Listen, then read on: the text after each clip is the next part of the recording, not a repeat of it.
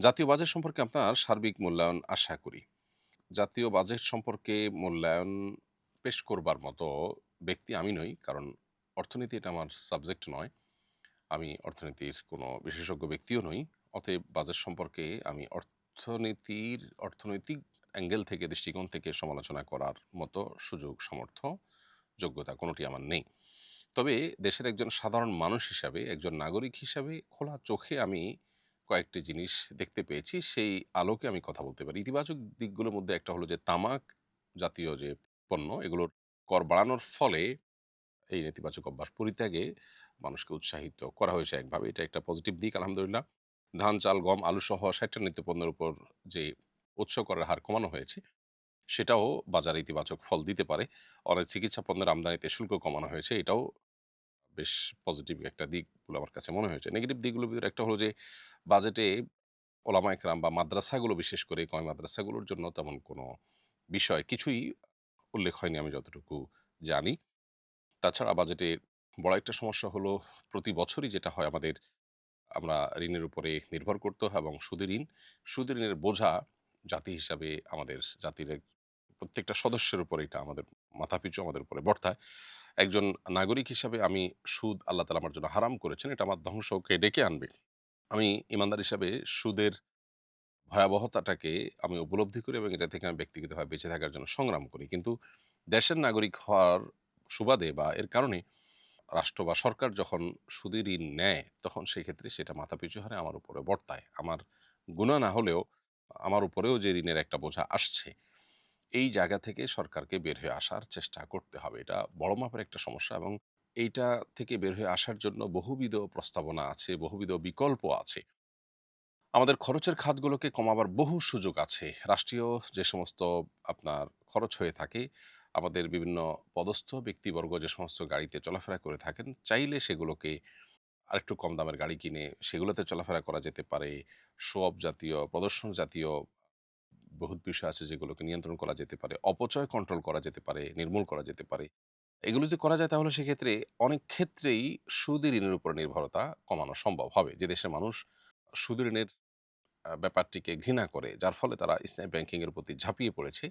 সে দেশের নাগরিকদের চাওয়া যে সুদী ঋণ মুক্ত বাজেট প্রণয়ন করা, সেটা বলার অপেক্ষা রাখে না। অতএব বাজেটে সেই দিকটাকে বিশেষভাবে ফোকাসে আনা দরকার এবং মনোযোগ দেওয়া দরকার। একদিনে বা রাতারাতি সম্ভব না হলেও পরিকল্পনা করে সেখান থেকে বের হয়ে আসার চেষ্টা করা উচিত। দোয়া করি আল্লাহ তাআলা আমাদেরকে আমাদের জাতীয় জীবনে সার্বিকভাবে আল্লাহ তাআলা বারাকা দান করুন। আমাদের জাতীয় অর্থনৈতিক জীবনে বিশেষভাবে আল্লাহ তাআলা বারাকা দান করুন। আমরা যেন পরনির্ভরশীলতার এই জাতাকল থেকে বের হয়ে আসতে পারি, স্বাবলম্বী হতে পারি। আমরা যেন বিশ্বের দরবারে প্রভাবশালী একটি জাতি রাষ্ট্র হিসাবে মাথা উঁচু করে দাঁড়াতে পারি। আল্লাহ তাআলা আমাদেরকে সেরকম সুযোগ, সামর্থ্য, তৌফিক দান করুন। হিজরি নববর্ষের শুভেচ্ছা জানানোর বিধান কি? নববর্ষ কেন্দ্রিক যে আনুষ্ঠানিকতা আছে, এটি মূলত এসেছে পেগানদের থেকে, প্রকৃতি পূজারীদের কাছ থেকে। এটির পেছনে একটি বিশ্বাসগত দিক আছে। সে বিশ্বাসগত দিক ছাড়া এমনিতে কেউ যদি নববর্ষ উদযাপন করে, তাহলে সেটা বিশ্বাসগত দিক থেকে উদযাপন করার ফলে যে বিধানটি আসে, এখানে সেরকম কঠোর বিধান প্রযোজ্য হবে না। তবে নবী করিম সাল্লাল্লাহু আলাইহি সাল্লাম বলেছেন, "মান তাশাব্বাহা বিকওমিন ফাহুয়া মিনহুম।" যে ব্যক্তি কোন জাতির সাদৃশ্য গ্রহণ করবে, সে তাদের অন্তর্ভুক্ত হবে। পেগান বা প্রকৃতি পূজারীরা তারা বছরের ১ম দিনকে তারা নওরোজ বলতো। ফার্সি ভাষায় নওরোজ মানে নতুন দিন। বছরের ১ম দিনকে আনন্দ ফুর্তি করে কাটালে সারা বছর ভালো থাকা যায়। এরকম একটি বিশ্বাস তাদের মধ্যে ছিল। ফলশ্রুতিতে তারা নববর্ষকে উদযাপন করে ঘটা করে তারা পালন করত। এবং বিভিন্ন পূজা অর্চনা তারা এই দিনকে ঘিরে করত।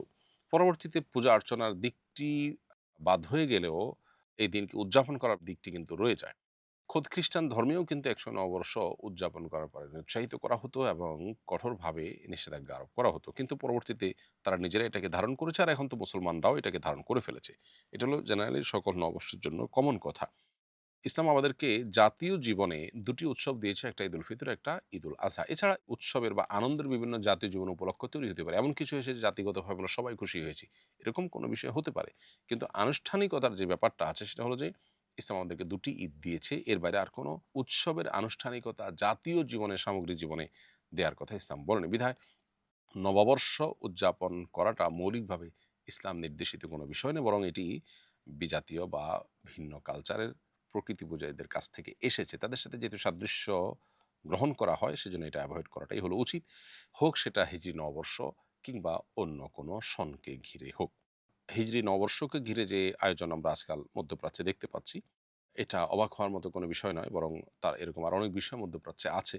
কোরআন এবং হাদিসের আলোকে ছাঁচ যদি আমরা ফেলি, তাহলে সেক্ষেত্রে এটি আসলে ইসলামের দৃষ্টিকোণ থেকে অনুমোদিত বা প্রশংসনীয় কোনো কাজ হতে পারে না বা সাব্যস্ত হতে পারে না। সুদী ব্যাংক থেকে প্রাপ্ত ইন্টারেস্ট কি অ্যাকাউন্ট চার্জ বাবদ খরচ করা যাবে? সুদী ব্যাংক থেকে প্রাপ্ত ইন্টারেস্ট এটা আপনার অ্যাকাউন্ট চার্জ বাবদ খরচ করতে পারবেন না। কারণ সুদী ব্যাংক থেকে প্রাপ্ত ইন্টারেস্টের টাকাটা আপনার ভোগ করা জায়েজ নয়, বরং সেটা দান করা, সাদাকা করে দেওয়া আবশ্যক। আপনার অ্যাকাউন্টের যে চার্জ আপনি দিচ্ছেন, সেটা দেওয়া মানে আপনি নিজে ভোগ করা। কারণ আপনার অ্যাকাউন্ট মেইনটেইন বাবদ আপনাকে যে চার্জটা করে থাকে ব্যাংক, সেই চার্জ দেওয়া মানে হলো আপনি আপনার অ্যাকাউন্ট পরিচালনা করে তার বিনিময় দিয়ে আপনি এটা সুবিধা ভোগ করছেন। ক্যাশ টাকাটা ভোগ না করে একটু ঘুরিয়ে ভোগ করছেন। সেজন্য এটা আপনার জন্য জায়েজ হবে না, বরং এটি আপনাকে পরিপূর্ণ সাদাকা করে দিতে হবে। পড়াশোনার চাপ এবং ক্যারিয়ার নিয়ে দুশ্চিন্তার মাঝে কিভাবে ইবাদতে মনোযোগ ধরে রাখা যায়? মানসিকভাবে শান্ত থাকার জন্য একজন ছাত্রের দৈনন্দিন রুটিন কেমন হওয়া উচিত বলে আপনি মনে করেন? ক্যারিয়ার ভাবনা বেশিরভাগ মানুষকে আজকাল ডিপ্রেসড করে দিচ্ছে। পড়াশোনার অতিরিক্ত চাপটাও ওই ক্যারিয়ার ভাবনা থেকেই মূলত এসেছে। আমাদের জীবনটাকে যদি আমরা পরিপূর্ণভাবে আল্লাহর আদেশ নিষেধ এর আলোকে আমরা যদি সাজাতে পারি, আল্লাহর কাছে যদি পরিপূর্ণ আত্মসমর্পণ করতে পারি, পরিপূর্ণভাবে যদি আমরা মুসলমান হয়ে উঠতে পারি, তাহলে এই চাপগুলো আমাদের জীবনে থাকার কথা নয়। কারণ ইমানদার হিসাবে আল্লাহ তাআলা আমার জন্য যা রিজিক নির্ধারণ করেছেন তাই আসবে। আমি সমাজে কারোর সাথে পার্থিব কোনো বিষয়ে কম্পিটিশনে জড়াবো না, বরং আমি হালাল এবং সুস্থ স্বাভাবিকভাবে আল্লাহর কাছ থেকে যা পাবো সেটাকে আমি ওয়েলকাম করব। আর যেটুকু আমি পাবো না সেটুকুকে আমার রিজিকে নেই, সেগুলো আমার ভাগ্যে নেই, এটি চূড়ান্তভাবে জেনে আমি নিজেকে সান্ত্বনা দেব এবং আমি সন্তুষ্ট চিত্তে আল্লাহর ফয়সালাকে মেনে নিব। এই মানসিকতা যদি নিজের ভিতরে ধারণ করা যায় এবং পরিবারকে যদি অ্যাওয়্যার করা যায়, তাহলে সেক্ষেত্রে আপনার ক্যারিয়ারের চাপ বা পড়াশোনার চাপের কারণে অতিরিক্ত দুশ্চিন্তা এটা আপনার এবাদতের ধ্যানমগ্নতাটাকে নষ্ট করবে না।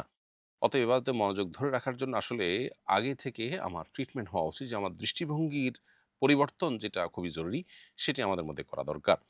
ইনশাআল্লাহ এটা সবচেয়ে বেশি সাহায্য করবে। এর বাইরে একজন শিক্ষার্থী হিসাবে আপনার ৫ ওয়াক্ত নামাজের পাশাপাশি সকল হারাম গুনাহ থেকে, হারাম কাজ থেকে বেঁচে থাকা, গুনাহের কাজ থেকে বেঁচে থাকা এবং সৎসঙ্গ অবলম্বন করা, আল্লাহর প্রতি মনোনিবেশ করা, আল্লাহ স্মরণ করা, দোয়া মোনাজাতের মধ্যে বেশি সময় অতিবাহিত করার চেষ্টা করা, একটা দিনী এনভায়রনমেন্ট এবং পরিবেশের মধ্যে নিজেকে রাখার চেষ্টা করা। এই বিষয়গুলো যদি আপনি করতে পারেন, আশা করা যায় আপনার যে সমস্যার কথা আপনি বলছেন সেটা কিছুটা হলেও আল্লাহ রাব্বুল আলামিন আপনার জন্য দূর করে দিবেন, আপনার থেকে দূর করে দিবেন। আসুন্নাহ ফাউন্ডেশন, উম্মার স্বার্থে সুন্নাহর সাথে।